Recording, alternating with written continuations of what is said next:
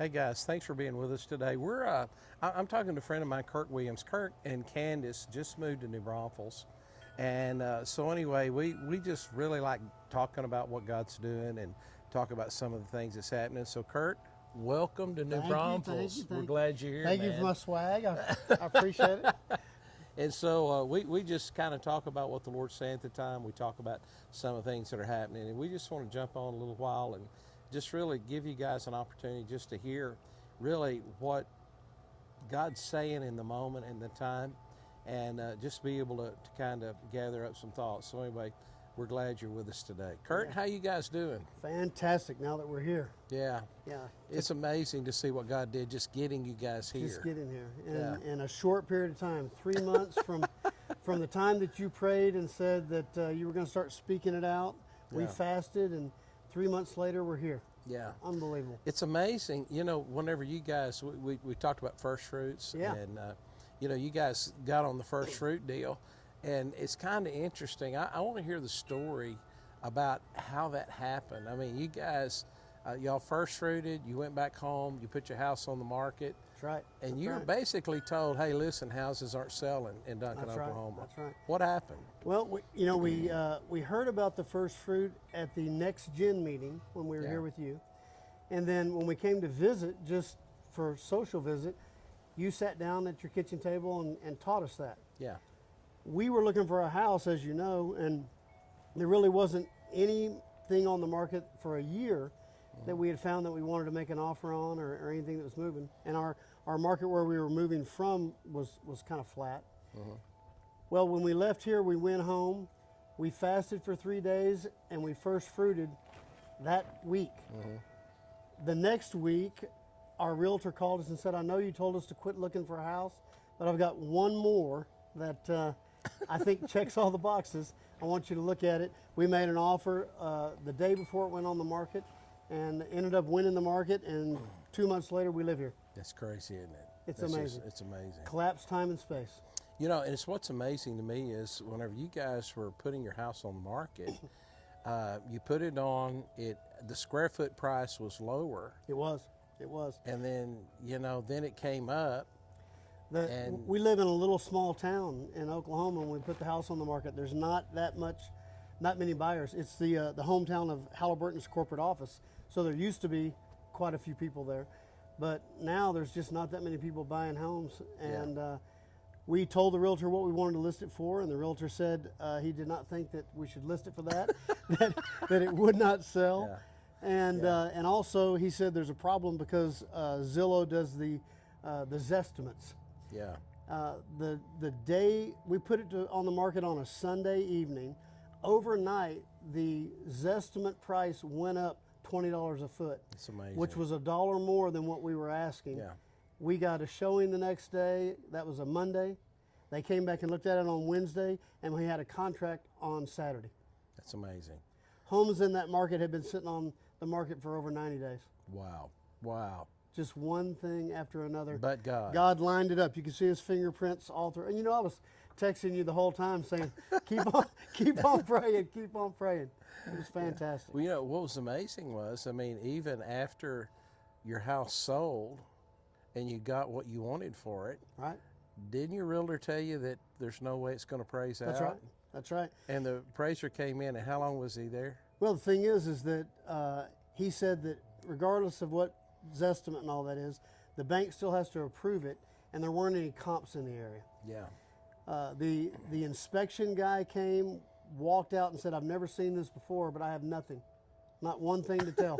He said, I feel like they wasted their money. I have nothing. And you know, we had worked hard to make the house nice, but usually they find something. Yeah. Then they went to the bank.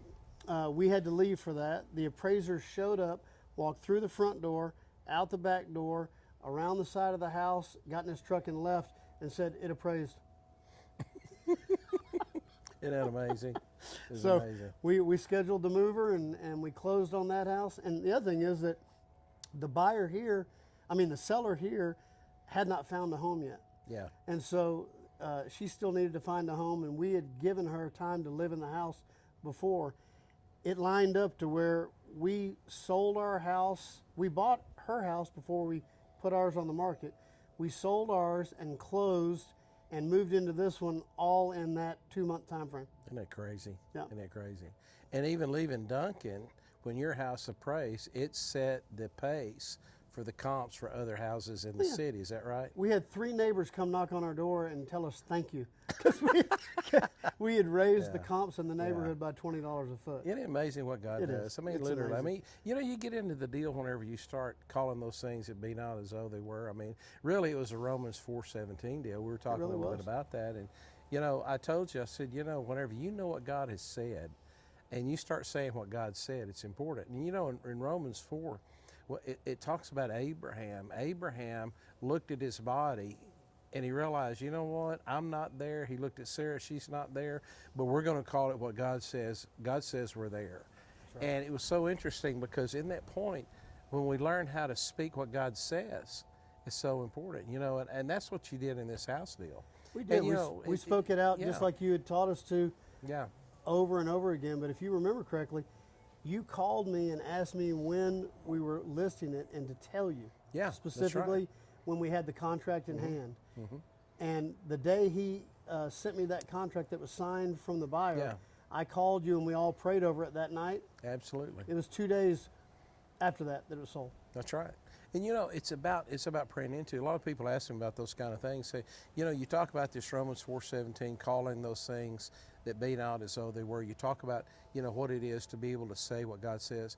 And they said, how does that operate? And I said, well, first of all, you got to decide what you want. That's right.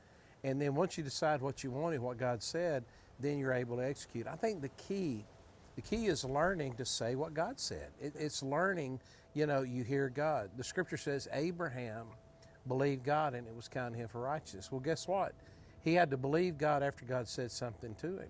Right. And I think the power of prayer, power of hearing the voice of the Lord, the power of our faith in what God has spoken to us is everything. Because, you know, Abraham said what God said, that's why there was success. You and Candace said what God said, therefore you had success. Tricia and I have been the same way. I mean, it's learning to say what God says. It's not like just pulling something random out of the air, man. It's about, you know, I've got to learn how to say what God says. When I do that, then I am able to have what he says that I'm going to have. Right. And I tell people all the time, when you hear the Lord say something and you know what God has said, say what God said.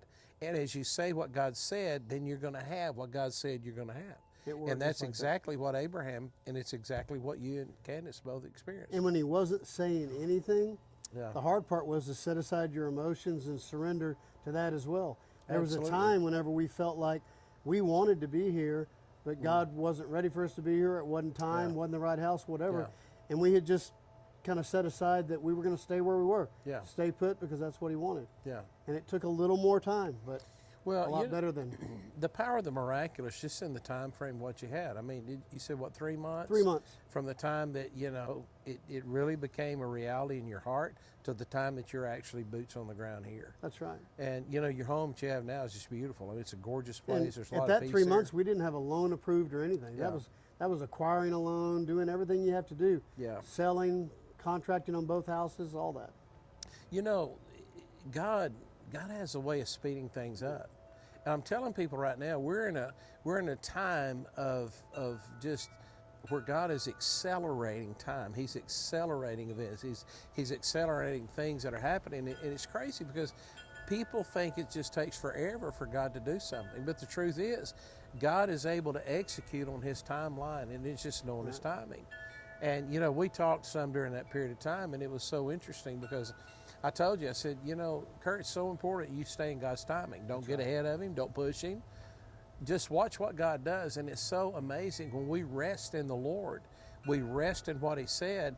It's like God executes everything and he brings it along, and then there it does. It begins to be reality. Yeah, you calmed me down a couple of times when I got anxious about the numbers. It's going to work. Just be patient, be patient. And it did. It all came together right in perfect timing. And I think that's a real deal. It is. That is a real deal. I mean, people need to know, hey, I can't get overextended in being able to make the thing happen. I got to back away. I got to let God do it. If God put the deal together, God is able to make the thing happen. Right.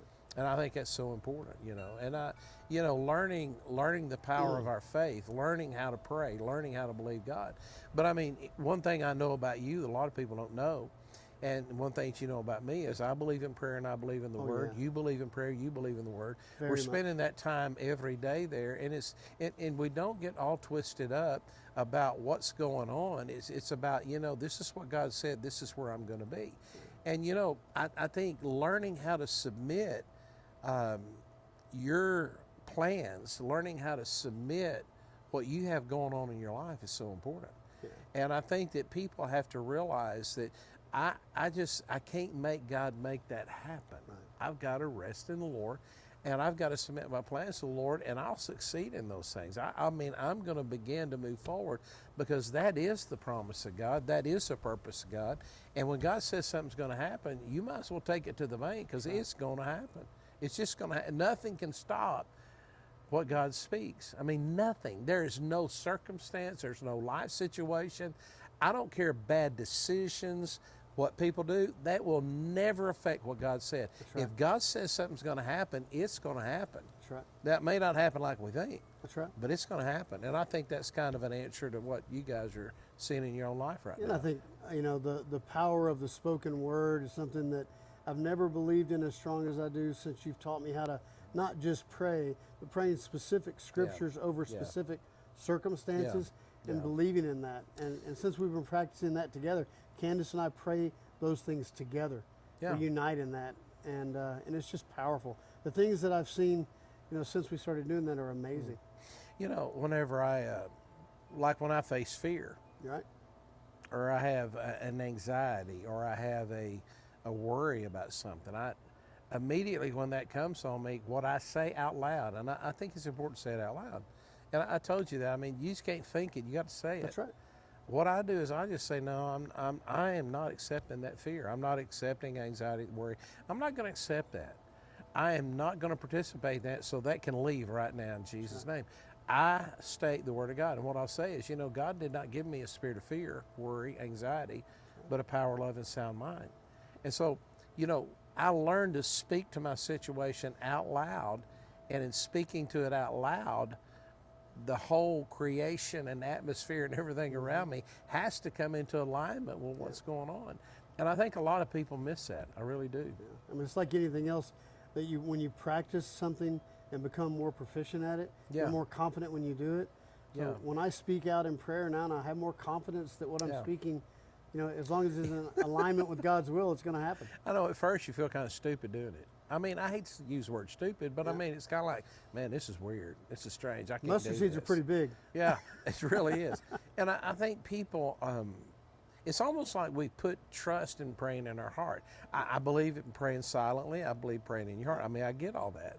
But, the truth is, sometimes we have to learn to say out loud. When Jesus spoke to the mountain, he spoke to the fig tree. He spoke to those things. He said something out loud. He spoke to the wind. In fact, he even said to us, he said, when you say to that mountain, he didn't say think it. He didn't say pray it in your heart. Right. He didn't say, you're going to do this. I remember in the Baptist church, we had unspoken requests. Okay. And I'm kind of like, no, it's not about that. I've got to say something. Right. I got to say to that mountain, you need to be pulled up, moved over, cast into the sea. I got to say to that mulberry tree, you need to be cast in the sea. Jesus looked at that fig tree and says, may no one ever eat fruit from you again. That's right. So he said something that produced a result. I think we got to do the same thing.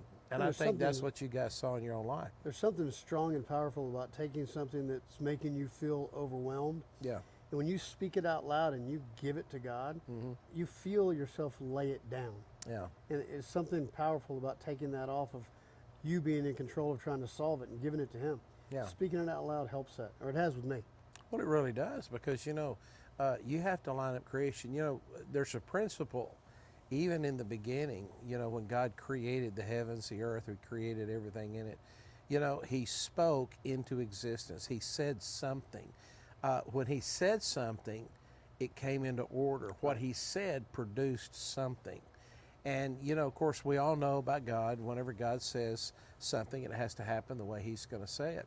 So I think we can look at that pattern and we can realize, if God spoke, I need to speak. Yes. Let's face it. You and I can't have a relationship. My daughter Allie's here with us today, and we can't have a relationship if we don't talk. You got to communicate. You got to say something. You got to say, hey, you do this. Hey, do this. We're going to do this. Hey, I need. There's got to be that building that relationship through the power of our words, and I think our words have everything to do That's right. with what's going on. And it's just like you guys, whenever y'all got here, it was really a culmination of decrees and prayers and things that you set your heart to, you begin to talk about, you begin to speak. And the power of prayer, that's why I think when we pray out loud, I think creation's listening. I think God is listening. And you know what? I think the devil's listening. Yeah. And I think that sometimes we got to learn how to say what needs to be said just so that it's there. When Satan threw things at Jesus, he would say, no, I'm not going to do that. It is written, it is written, it is written. He didn't fall for it. He didn't fall for the junk that he was trying to throw at him. He just simply lived in that reality of the spoken word of the Lord, and I think it's key. Well, you remember when we were in Colorado at that pavilion, talking about where you lived and me telling you that I used to live here and us wanting to be back. We literally started putting that in motion right then and there because we were speaking about it on that mountain. You know what I said? I don't know if you remember or not. I remember looking and saying, man, I wish you still lived there. I know. And I didn't I wish I did too. And out of that kind of deal, it's like what God does. But, so much of what we do because maybe it's a dream in our heart. And I think there's a lot of things like that maybe we need to look at. No, it's like you were telling me, you do things specifically, if God did it, you do it. Remember when you were telling me about the first fruit? Yeah. What did you say about that? If God did it, because what did he not do? Yeah. Remember? Yeah. Well, I tell people all the time about first fruits. I said, God didn't tithe, God didn't give an offering, but God did first fruit. That's right. And I first fruit because God first fruited. That's right. And whenever I do that whole first fruit teaching, and maybe one of these days I'll do very soon, I'll do a whole segment on that. But it's like first fruits come before the tithe, and the tithe comes before the offering. God first fruited, and everything else that followed. So I'm kind of like, if I want to be like God, I need to do what God does. And if God first fruited Jesus, he was the first fruit of all creation. If he first fruited his own son for my holiness, I need to learn to do the same thing. So, but I'm going to tell you about first fruits. It opens up and it causes things like you're talking about. It causes those things just to come into alignment. It's like boom. It's the most powerful thing that I've ever encountered. Yeah. And I was embarrassed when you first told me because I didn't know, I didn't understand it. I've tithed for a long time, but I didn't understand the difference. Yeah. And that first fruit is the most powerful.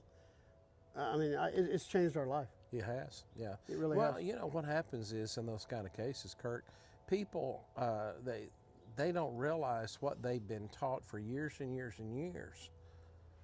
They were taught by sincere people who believed what they were teaching. So I'm not pushing on anybody. I'm not trying to make anybody look bad or whatever, but I've heard well-intentioned preachers and, teachers and Bible studies and so on and so forth talk about the first fruit and the tithe is the same thing, and it's not. I was always taught that the tithe is the first fruit.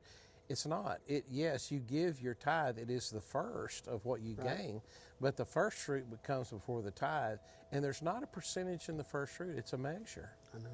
And even goes back to what Jesus said. He said, give and it shall be given you, good measure, pressed down, shaking together, running over shall men pour into your bosom. For with the measure that you give, it shall be given to you in return. It's about a measure. And once that's holy and blessed, everything's holy and blessed. Yeah. And I've been doing that with jobs, individual projects since you taught it to me. Yeah. And the entire project runs better. Oh yeah, absolutely. Everything about it. Absolutely. I had a guy out in Alabama we were talking about. This guy was a real estate agent, and he had called me one day and he said, man, I've had these real estate deals been locked up for weeks and weeks and weeks, going on months now. And he said, I don't know what to do. I said, you remember the power of the first fruit? He said, yeah, I do. I said, you need first fruit. So he first fruited. Okay. And they were telling him at this point, look, we don't even know if we'll ever be able to close this deal. They were having one legal challenge after another legal challenge and having to deal with things and the encumbrances that were on the properties and so on. So, I mean, it was a mess. It really was a mess. And anyway, he first fruited. That was like on a Saturday. Tuesday, Wednesday of the next week, they called him and said, you're not going to believe this. We're going to close this next Tuesday. After he did what he did with the first fruit, it opened up. And whenever it did, the next Tuesday, that property closed. He got his commission. Well, he had another one tied up, and this one was tied up with another realtor as well as some of the other stuff that was there. And it was just, here again, he said, it looks impossible, but I know it's going to make it. But one of the guys says, look, this thing's been so long, if we sell it, you're not getting your commission. He said, no, I'm getting my commission. He said, no, you're not going to get it. And he said, no, I will get it. So he calls me up. He said, hey, here's this other deal. Here again, it was on a Saturday. And he said, you know, we just need to believe God. I said, I'm going to sow a seed for this one. I'm going to do a first fruit for this one too. I said, okay, fine. So he gave first fruit. We prayed over that thing. And he said, now, I want to do one thing when we pray. He said, man, I'm not trying to tempt God, but I want the guy who told me that I wasn't going to get paid, I want him to bring it and put it in my mailbox. Oh, no I want way. my full commission in the mailbox at my house. I started laughing. I said, okay, here again, Tuesday, Wednesday, middle of the week, they called me and said, hey, we're going to close this thing next Tuesday. He said, seriously? He said, yeah. 2 times in a row, he got a call, and they closed on the following Tuesday. Oh, my word. We went to closing, it closed, got the money. The guy said the same thing. Look, you're not going to be able to get any commission out of this deal. He said, no, I've already done what I need to do. I've already prayed about this thing, and I've already given to the Lord for it. So he said, well, I don't know, you don't get anything.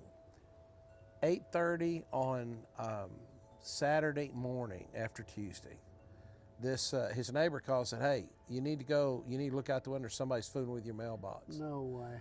And he said he goes and looks out the window, and the guy who told him he wasn't going to get paid Gonna cheat him. was putting something in his mailbox. So he said, as soon as he drove off, he said, I run out to the mailbox, opened it up, and looked inside. And he said, there was my whole commission I'll be. in my mailbox, just He like we spoke it prayed. out. And he calls me. He said, man, I don't know what to do. This is just amazing. And he said, it's just crazy what God's doing. He said, I mean, literally, not only did I get paid, but what I said happened. I mean, I said, he's going to bring it and put it in my mailbox. And, you know, that's kind of what we do. Power of the and spoken so word. it is.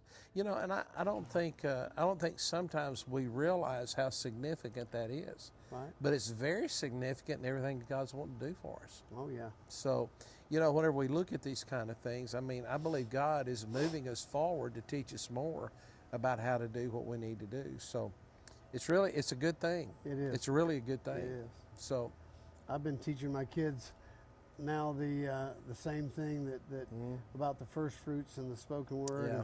and watching it become active in their lives is Yeah. fantastic. Yeah. It's really fun. yeah. It's fun to speak over.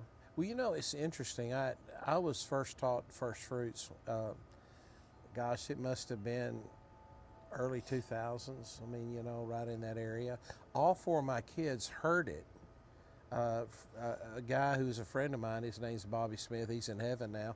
In fact, a couple of my kids worked for Bobby. Really? And Bobby talked about first fruits, so he came and he taught us at the church. He taught the church I was pastoring how to do first fruits. We started practicing first fruits.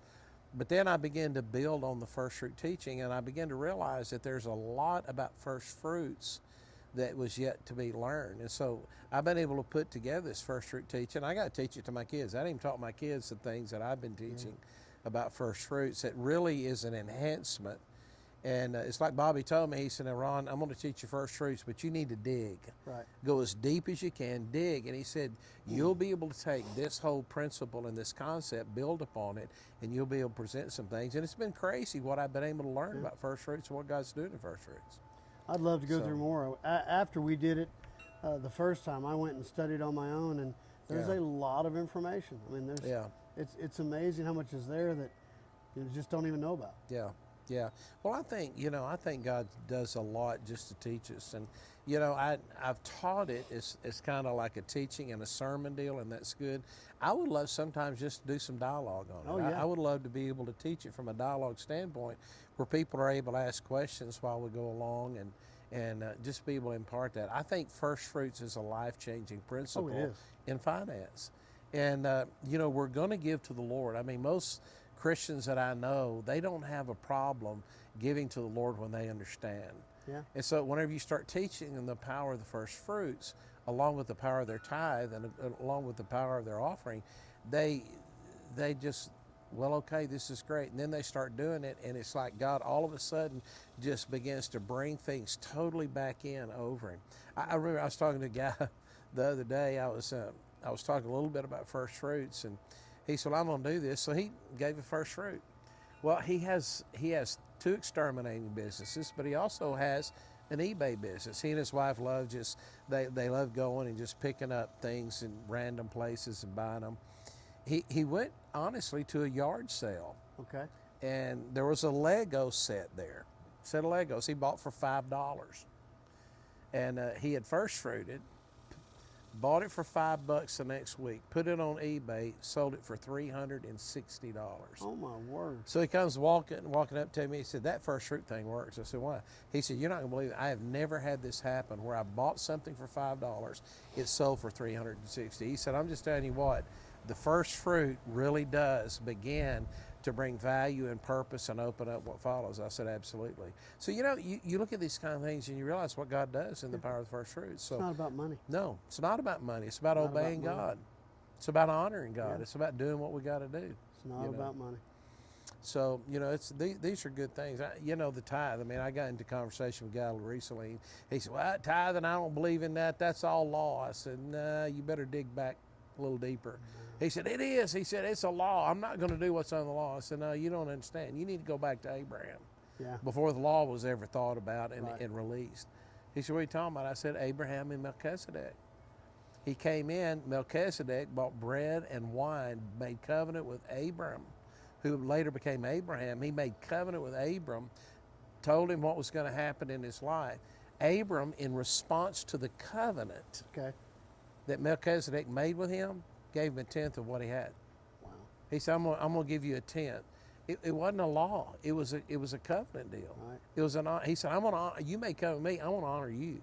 And what he did, he honored Melchizedek by giving him a tenth. So I tell people all the time, if you're giving a tithe because you think you have to, Right. You're wasting it. or maybe it's law, Yeah. or maybe you think you're paying your tithe. No, you're not doing any of that. Yeah. The tithe is not to be paid. The tithe is to be given in honor of and to trust the Lord. And so, whenever we give our tithe, we do it as an act of our worship in response to the covenant of the salvation we have. I mean, what would you give for your salvation today? Everything I have. That's it. And the beautiful thing is when we give our 10% in our tithe, we still have 90% to live on. That's right. You stop and think about just honoring God with the 10th. Look at the 90%. But here's what's crazy. The tithe will cause the 90% to explode. Candace always says you can't outgive God. No. She's got the biggest giving heart. Yeah. And the other day, coming across something in a drawer I had, came across cash that I didn't know was there. Yeah. Right? There was $60 in 20s, and I gave it to her. She put it in her wallet 'cause she didn't have any cash. We left the house to go eat breakfast that morning, and while we're there, the little waitress girl, Candace overhears her saying that her son is his 10th birthday, and it's going to be his first birthday party that he's ever had. Oh, And wow. she's a waitress at a little Yeah. breakfast joint. Yeah. And I saw Candace's body language. I knew exactly what was about to happen. Yep. So she comes walking up. She says, I'm sorry I overheard you say that just then, and I would like to help you give him a good birthday if you don't mind. She says, I don't understand. And she pulled that $60 out and handed it to her. it. And I just smiled at her. And she looked over at me and goes, you can't outgive God. No, you can't. Seed in the ground will produce a harvest every time. That's right. I had a guy come in the other day. We were doing a gathering, Yeah. and this guy's a rancher. He knows exactly how much money he's carrying all the time. Right. And he thought, Lord, I'm gonna do this. God told him to give a certain amount of money. He said, all right. So he pulled it out and he gave it. Afterwards, he opened his wallet up to see, what he had left, and he had $100 bill in there he didn't have before he gave it.